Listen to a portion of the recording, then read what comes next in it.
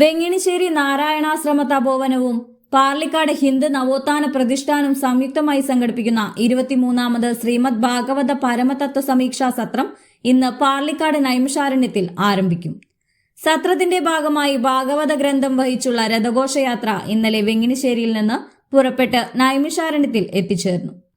കഴിഞ്ഞ ദിവസം രാവിലെ 8 മണിക്ക് നാരായണാശ്രമ തപോവനത്തിൽ നിന്നും പുറപ്പെട്ട രഥഘോഷയാത്രയിൽ സ്വാമി ഭൂമാനന്ദ തീർത്ഥ ഭദ്രദീപം തെളിയിച്ച് ആരതി ഒഴിഞ്ഞു.